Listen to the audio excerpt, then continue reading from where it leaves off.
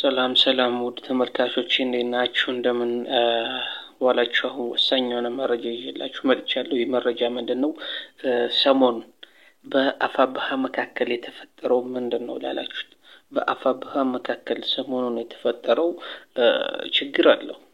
ግን ችግሩ ግን ሳይበዛ ሳይውል ሳያድር በአስቸኳይ የሚፈታ ነው። ችግሩ ከዋለ ካደረ በጣም ከፍተኛ የሆነ ችግር ያስከትላል። ይህ ችግር ምንድነው? የመሪነት ሚና ማን ይምራን የሚል አለ። ማን ይምራን ለሚለው በጣም ምክንያቱ አስቂኝ ነው። የተለያዩበት የተኳረፉበት ትንሽ ሰጣ ገባ የገቡበት ምክንያት በጣም አስቂኝ ነው። ለሰም ለጠላት የሚያስቅ ነው አይደለም። በቃ ለኛ ራሱ የሚያናድድ ቢሆንም ለኛ ግን በጣም እንዴት እንደምላችሁ ብቻ ዘመነ ይምራ ሲባል ዘመነ አርበኛ ዘመነ ይምራ ሲባል አርበኛ ዘመነ ከመራ ሰራዊት ይፈርስብኛል ያላለ፣ አርበኛ ዘመነ ካሴ መሪ ከሆነ አማራ ይከፋፈላል ያላለ። ለምን ቢባል የነ አምባቸውን ሞት ምክንያት ያደረጋል። የነ አሳምነውን ምክንያት ያደረጋል።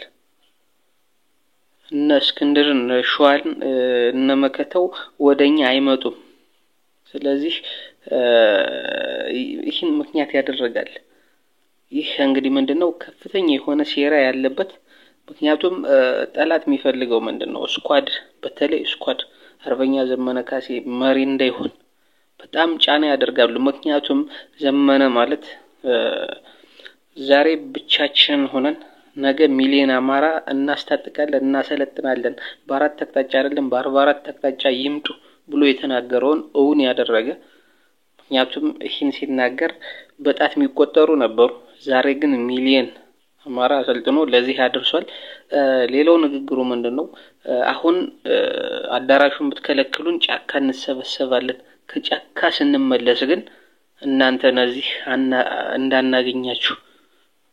ይህንም እውን እንደሚያደርጉ ቆራጥም የወሳኝ መሪ እንደሆነ፣ መሪ ማለት ወሳኝ መሆን አለበት። ይህ በይሉንታ እንደማይመራ ዘመነ ማለት ይሉንተኛ እንዳልሆነ ይታወቃል። ዘመነ ማለት ወሳኝ ነው።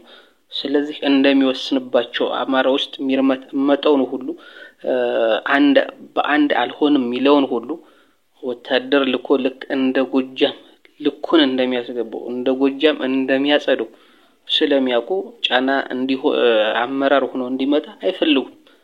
ስለዚህ ዘመነ ቢመረጥ አመራር ቢሆን ሰራዊቴ ይበተንብኛል፣ አንድ ለመሆን ያስቸግረናል፣ እነ መከታው እነ እስክንድር ወደኛ አይመጡም የሚል ይሄ የጅላጅል አስተሳሰብ እንግዲህ ይሄ ነው በጣም የሚያናድደው ማለት ነው። በጣም የሚያስቀው የሚያናድደው ይህ እንግዲህ ምንድነው? ስኳዶችን ለማስደሰት ነው የሚመስለው፣ ጠላትን ለማስደሰት ነው። ዘመነ መሪ እንዳይሆን ኦዲዶች በጣም ይፈልጋሉ፣ ብልጽግናዎች በጣም ይፈልጋሉ። ምክንያቱም ጎጃም ላይ በዘመነ ውሳኔ የሚወሰደው እርምጃና ሌላው ቦታ ላይ በሌላ ውሳኔ የሚደረገው እርምጃ በጣም ሰማይና ምድር ርቀት ያክል ይለያያል።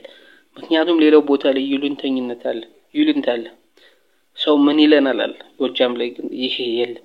ይህን በማድረጉ ደግሞ አጸድቶታል። ጠላት ይርበተበታል። ጎጃም ላይ ሲገባ በስፋት እጁን የሚሰጠውም ጎጃም ላይ ነው ጠላት። ስለዚህ ይሄ ነገር የሚከፈው ካለ መገንጠል ይችላል፣ ብቻውን መታገል ይችላል እንጂ ይሄ ጠላትን ገና ያስከፋል በሚል ጠላትን ለማስደሰት ተብሎ ዘመነ አይመራም የሚል አስተሳሰብ ሊቀር ይገባል። ይሄ መቅረት አለበት። ስለዚህ የምታምን ከሆነ ታምናለህ፣ ማታምን ከሆነ ደግሞ ከጠላት ጋር ብትሰለፍ ይሻላል። እንደዚህ አይነት አስተሳሰብ ያዝ። ስለዚህ ይሄ በጣም አሁን ይሄን ሶስቶች ተስማምተው እንዴት ጎጃም ተገነጠለ? ስለዚህ ችግሩ ከጎጃም ነው።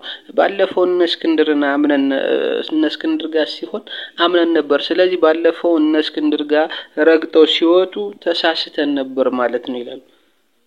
ገባችሁ? እስክንድር ምንድነው ያደረገው? እጅን ያሰጠው ስንት ወታደር ነው ያስገደለው? ስንት ቆራጥ ፋኖ ነው ያስገደለው እስክንድር። ስለዚህ ከእስክንድር ጋር እንትን የሚሉት አለ። ባለፈው ዘመነን አምነን እስክንድር ማመን ነበረብን የሚልም እኮ ጅላጅል አለ። እስክንድርን ብታምን እኮ እስከዛሬ እጃቸውን ሁሉም ሰጥቶ ነበር፣ ሁሉም ተገድሎ ነበር፣ ሁሉም ጠፍቶ ነበር። አሁን ባለበት ደረጃ አይገኝም ነበር። ስለዚህ እስክንድር ምንድነው ያደረገው? እጅን ያሰጠው። እጅ እንሰጣለን ብሎ እየተናገረ የተሳለቁበትን የሳቁበትን እንኳን እኮ አስበልቷቸዋል። እስኪ ሸዋ ላይ ምንድነው እየተደረገ ያለው? ስብሰባ ላይ እስክንድርን የሚቃወም ነገር ስብሰባ ላይ ለምን አንድ አንሆንም ብሎ የተናገረው እኮ በበነገቱ አይገኝም።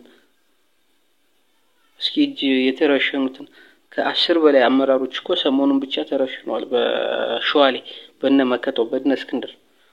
ስለዚህ ይሄ አስተሳሰብ ነው ወደ ኋላ እየጎተተ ያለው ትግሉ። ይሄ ዘመነ ለምን ይመራናል የሚለው ለማስደሰት ነው፣ ጠላትን ለማስደሰት ነው፣ የጠላትን ሞራል እንዳይከሽፍ ለማበረታታት ይመስላል። ምክንያቱም ዘመነ መሪ ሆነ ማለት ራሱን የቻለ ውሳኔ የሚሰጠዋል፣ ራሱን የቻለ ህዝቡን የሚያነቃቃበት መንፈስ አለው። ራሱን የቻለ መንፈስ ማለት ራሱን የቻለ በቃ አንደበተ ርቱዕ ነው ዘመነ ማለት። ስለዚህ ይህን የማይዋጥለት ካለ በጣም የጠላት ተላላኪ ነው፣ የጠላት ደህንነት ነው ከማለት ውጭ ምንም ሊባል አይችልም። ገና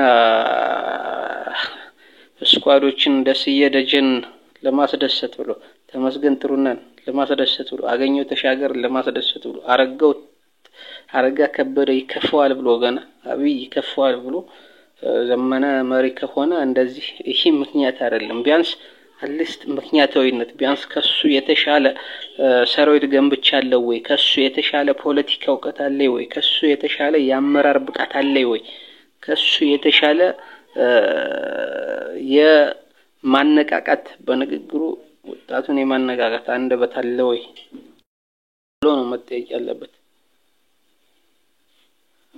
ስለዚህ ይሄ ነው ዋና ኮዝ ሊሆን የሚገባው እንጂ ገና ይሄ ከሆነ ይሆናል አያስኬድም። እና ይሄ ምክንያት መሆን የለበትም። ይሄ መቼም ምክንያት ሊሆን አይችልም። ይህ የጅል አስተሳሰብ ነው፣ መቅረት አለበት። ከጠላት ጋር ብትሰለፍ ይሻላል እንደዚህ አይነት አስተሳሰብ ያዘ። ስለዚህ ይሄ በጣም አሁን ይሄን ሶስቶች ተስማምተው እንዴት ጎጃም ተገነጠለ? ስለዚህ ችግሩ ከጎጃም ነው። ባለፈው እነ እስክንድርና አምነን እነ እስክንድር ጋር ሲሆን አምነን ነበር። ስለዚህ ባለፈው እነ እስክንድር ጋር ረግጠው ሲወጡ ተሳስተን ነበር ማለት ነው ይላሉ። ገባችሁ? እስክንድር ምንድነው ያደረገው? እጅን ያሰጠው። ስንት ወታደር ነው ያስገደለው? ስንት ቆራጥ ፋኖ ነው ያስገደለው እስክንድር። ስለዚህ ከእስክንድር ጋር እንትን የሚሉት አለ። ባለፈው ዘመነን አምነን እስክንድር ማመን ነበረብን የሚልም እኮ ጅላጅል አለ።